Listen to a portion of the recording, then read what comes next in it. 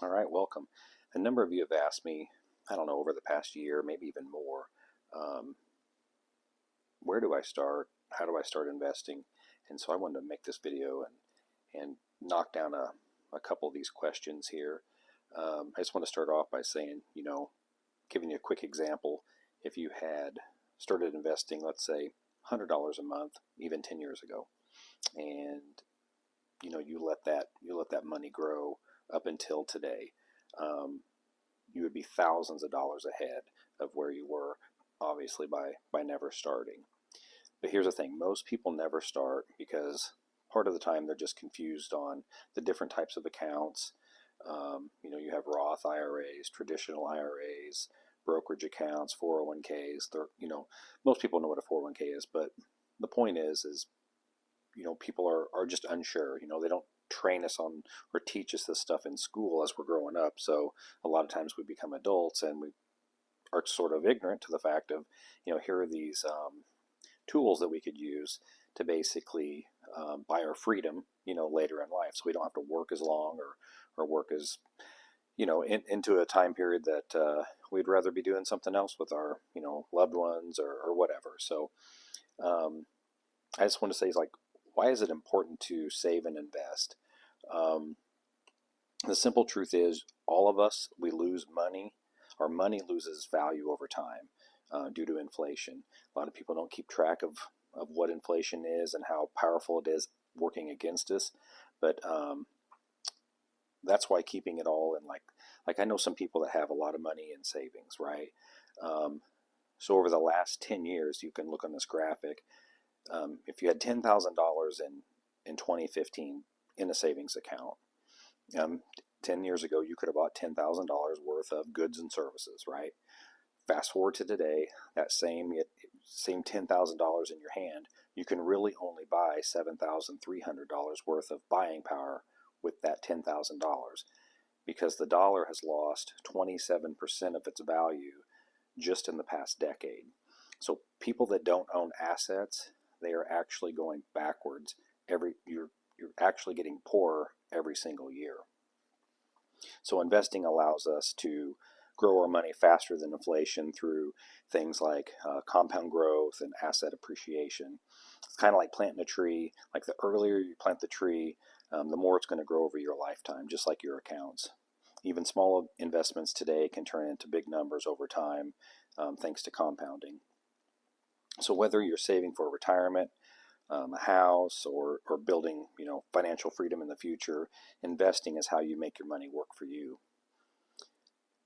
A dollar in, like I was saying, like a dollar in 2015 basically has the same buying power today as 75 cents does.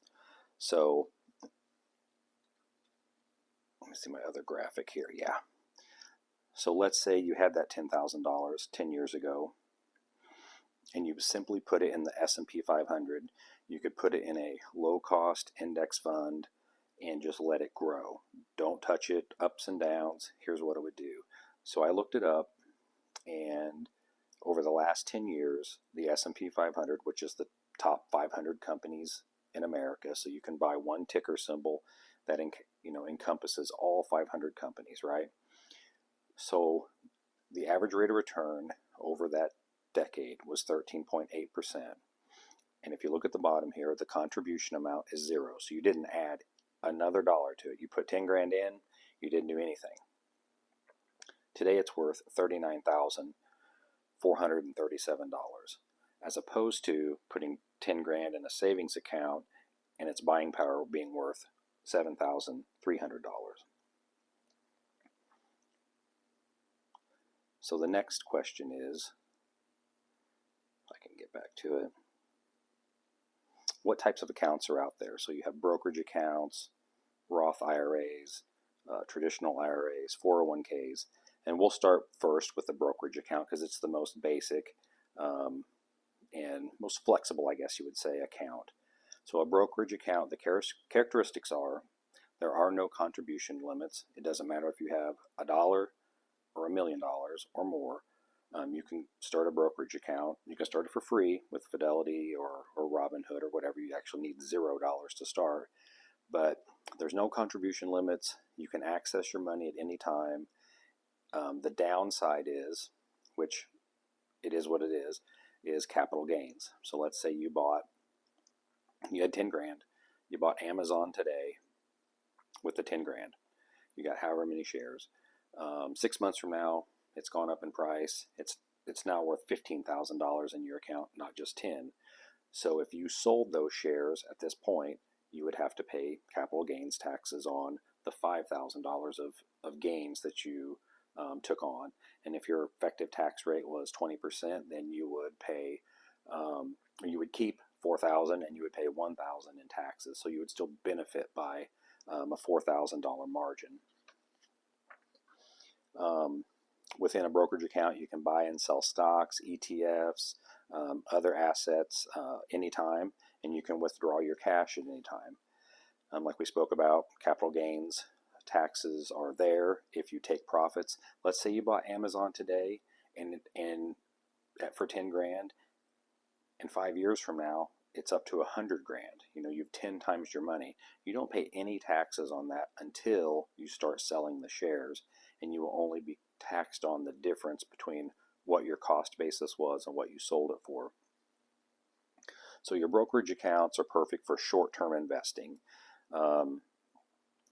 If you want to build longer-term wealth, as far as if you're interested in investing money today to where you can access it in your retirement years at 59 and a half, then a brokerage account's not the vehicle you're probably looking at, because this one here, you can incur taxes for doing short-term trading in a cash account like a brokerage account. A Roth IRA is a great way to leverage tax-free gains.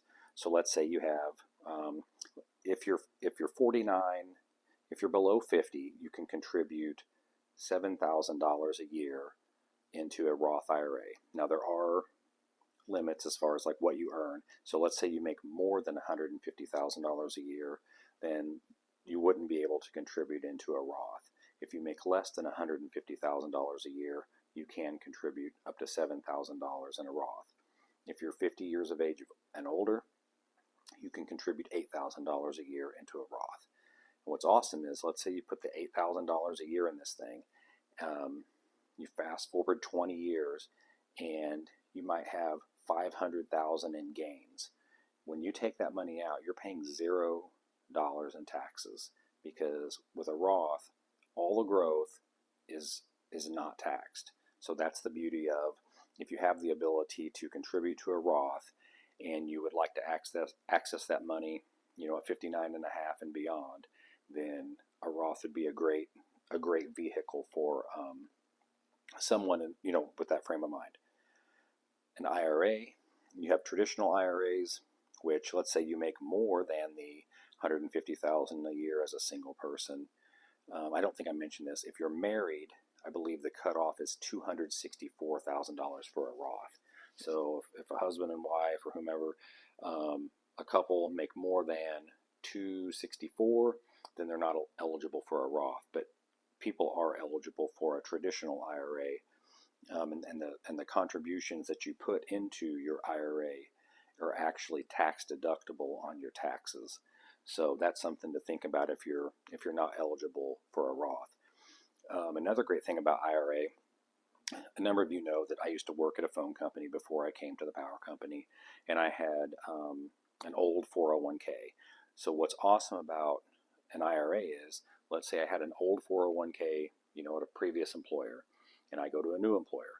I can go into Fidelity, I can tell them, hey, I'm going to open up a rollover IRA.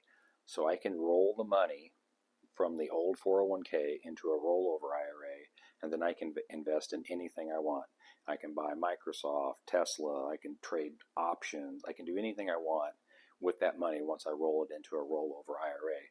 A lot of times if you have these old 401ks, that money is stuck in a place that has very few options for you to invest in. So it would be basically foolish on most parts to not move that money into a rollover IRA so that you can direct like what happens with those funds.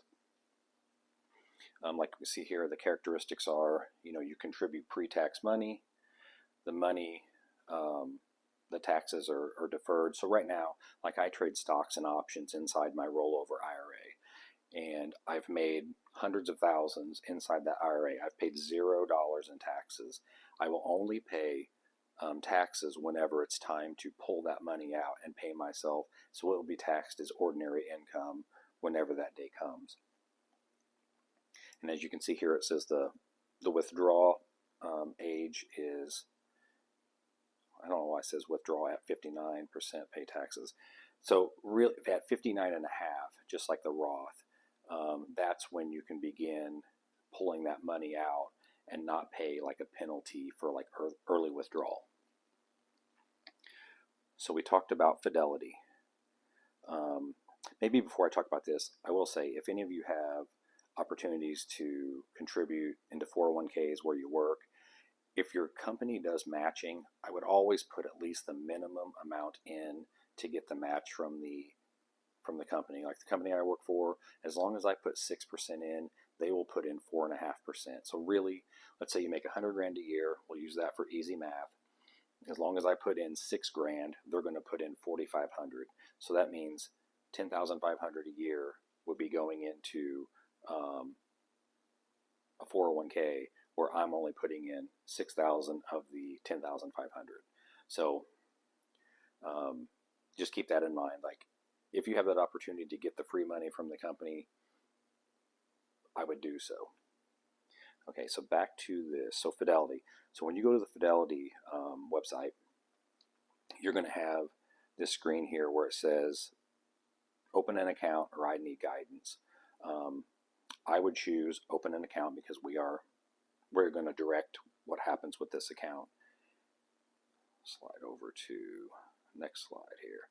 All right, so after you hit open an account, it's going to ask, okay, what kind of account? Do you want a retirement IRA account? Do you want a brokerage account like we just discussed? Over here to the right, planning and advice, that's like if you want them to manage your money as opposed to yourself.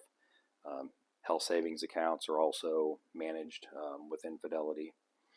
So if we choose open an account under the retirement and IRA, this is the screen we're going to come up with.